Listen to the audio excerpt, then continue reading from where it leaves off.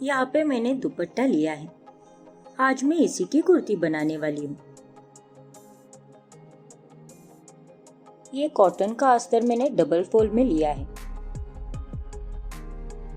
हम इसे वापस फोल्ड करेंगे। ऊपर से मैंने एक लाइन खींची है ताकि हमारा फैब्रिक लेवल में रहे। पहले हम वेस्ट की लेंथ लेंगे प्लस उसमें 1 इंच सीम अलाउंस ऐड करेंगे। इसलिए मैंने यहाँ पर 15.5 पर मार्किंग की है। यहाँ पे हम शोल्डर का आधा भाग लेंगे और नीचे 1 इंच जाएंगे। फोल्डेड साइड की तरफ से हमें 2.5 इंच पर मार्क करना है। फिर ये दोनों पॉइंट्स ज्वाइन करने हैं।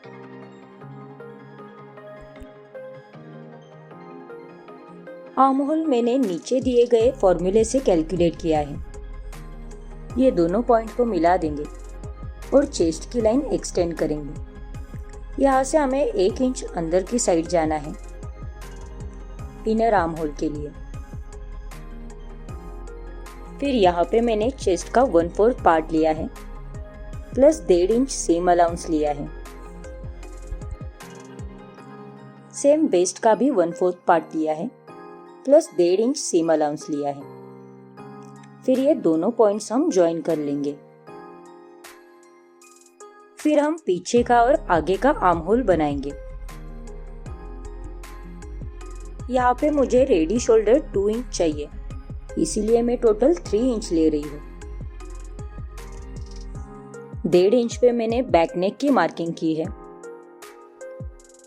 बॉक्स बनाकर हम बैक नेक का शेप देंगे।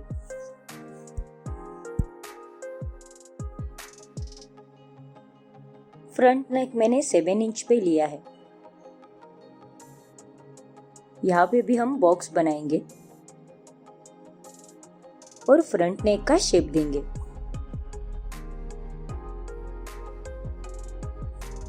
और फैब्रिक कट करते वक्त हमें ध्यान रखना है, सबसे पहले हमें बैक नेक और पीछे का आर्म होल कट करना है।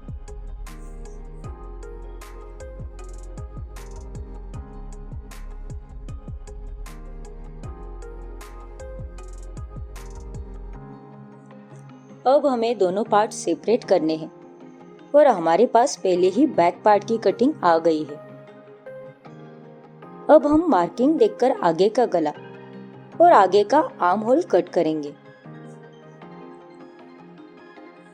जैसे कि आपको पता है कि हमारा दुपट्टा ट्रांसपेरेंट रहता है, इसीलिए मैं यहाँ पर एक और लाइनिंग यूज कर रही हूँ।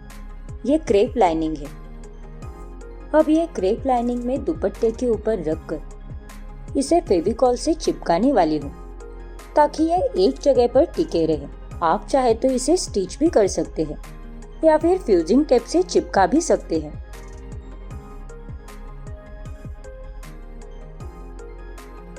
अब हमें इसे प्रेस करके लेना है।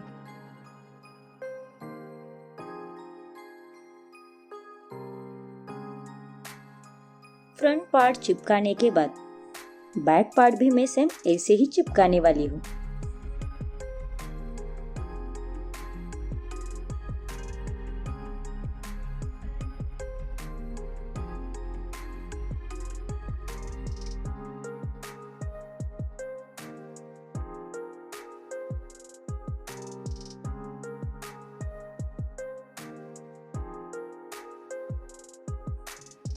अब हमें फैब्रिक की मेन साइड पर कॉटन की ये लाइनिंग रखनी है और सिर्फ हमें आर्म होल और नेक स्टिच करना है, शोल्डर स्टिच नहीं करने। सेम हमने यहाँ पे फ्रंट साइड भी लिया है और सीधे फैब्रिक पर कॉटन का लाइनिंग रखेंगे और नेक और आर्म होल स्टिच करेंगे। अगेन यहाँ पे शोल्डर स्टिच नहीं करना है। यहाँ पे मैंने शोल्डर और नेक लाइन पर स्टिच लगाई है। फ्रंट और बैक के दोनों पार्ट भी तैयार है। अब हमें नेक लाइन और आर्म होल पर स्मॉल कट्स लगाने हैं। मोस्टली ये राउंडेड पार्ट्स पर आएंगे ताकि इसकी फोल्डिंग अच्छे से हो जाए।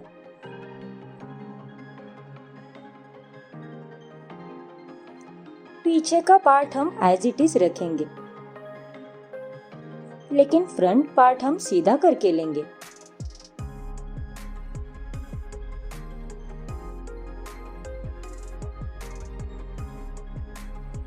और इसके आर्म होल और नेकलाइन के ऊपर हम आयरन करेंगे।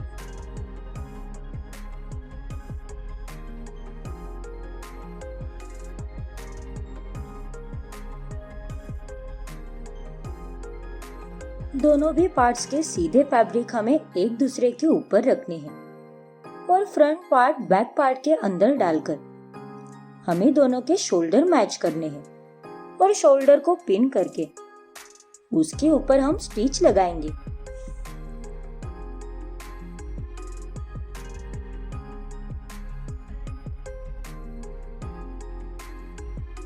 स्टिच लगाने के बाद हम अंदर की फ्रंट साइड बाहर निकालेंगे और यहाँ पे आप देख सकते हैं कि हमारे शोल्डर कितने फिनिश हुए हैं। यहाँ पे स्टिचिंग का कोई मार्क नहीं है या फिर अंदर से कोई फैब्रिक भी नहीं दिख रहा। हम वापस से आर्म होल और नेकलाइन को प्रेस करके लेंगे। यहाँ पे हमारा फ्रंट पार्ट पूरा तैयार है। नेक लाइन और आर्म होल की प्रॉपर फिनिशिंग आई है। अब बचे हुए दुपट्टे को हम आधे में फोल्ड करेंगे और उसका सेंटर निकालकर हम उसे कट करेंगे। यहाँ पे मैंने पहले ही सेंटर निकाला हुआ है।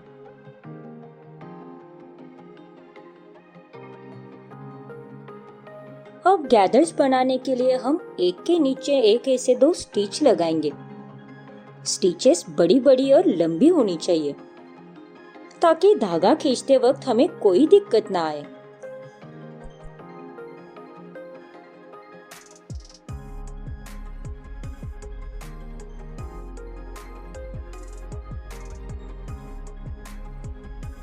यहाँ पे आप दोनों स्टिचेस देख सकते हैं। अब हमें ये धागे सेपरेट करके नीचे वाले धागे को हाथ में पकड़ना है और उसे खींच के गैदर्स बनानी है।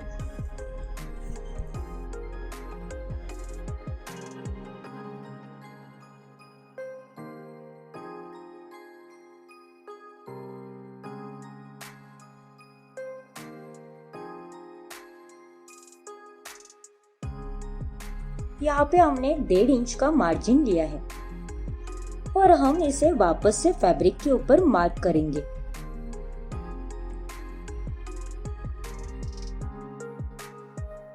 मार्किंग होने के बाद वापस से हमें चेस्ट और वेस्ट साइज मेजर करनी है।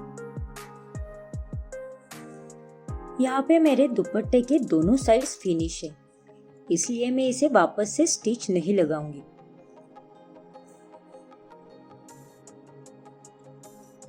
और इस गैदर वाले पार्ट को मैं दोनों मार्किंग के बीच में लगाऊंगी। इस वाले पार्ट के साथ भी हमें यही करना है। जहां तक सिलाई आएगी हमने उस पार्ट को छोड़कर बीच में गैदर्स अटैच किए हैं। अब हमें एक साइड में सिलाई लगानी है और दूसरे साइड में हम चेन लगाएंगे। यहाँ पे हम चेन इसीलिए लगा रहे हैं क्योंकि हमारी चेस्ट 32 है और वेस्ट 27, और जब ये कुर्ती पहनने जाएंगे तब वेस्ट से कुर्ती नहीं बैठेगी।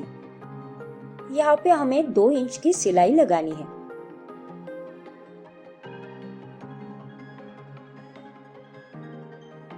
डेढ़ इंच का मार्किंग मैंने यहाँ पे भी करके लिया है।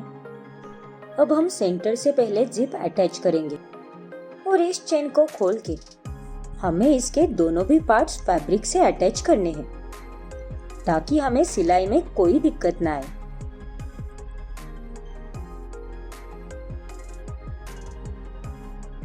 चेन लगाने के लिए मैंने फुटर को चेंज किया है। अब हमें इस चेन को हमारे मार्क किए हुए लाइन पर ही सिलाई लगानी है। यहाँ पे मैंने रेगुलर जिप यूज की है, इसीलिए आपको थोड़ा गैप दिख रहा है।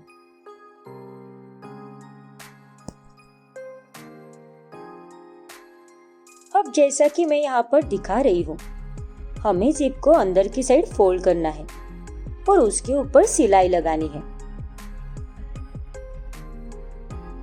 सेम यहाँ पे भी फोल्ड करना है और उसके ऊपर सिलाई लगानी है। एक्स्ट्रा जिप को हम यहाँ पर कट करेंगे।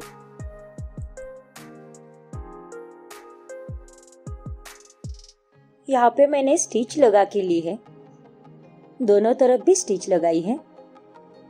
अब आप सामने से इसकी फिनिशिंग देख सकते हैं।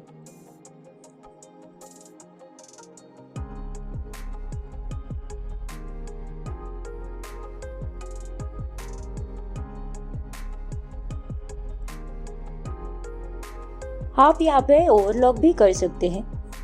मुझे वो पोर्शन ना दिखे, इसीलिए मैं उस फैब्रिक को ऊपर की तरफ मोड़कर ऊपर से टॉप स्टिच लगा रही हूँ।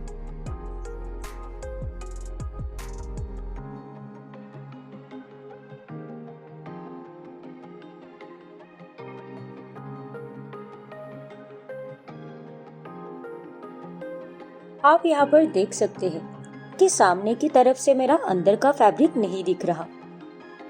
सेम मैंने पीछे की तरफ भी कर लिया है। एक साइड तो मैंने जिप अटैच की है, अब दूसरी साइड को हम सिलाई लगाएंगे। अब ये कुर्ती हमारी सिलाई लगा के रेडी है।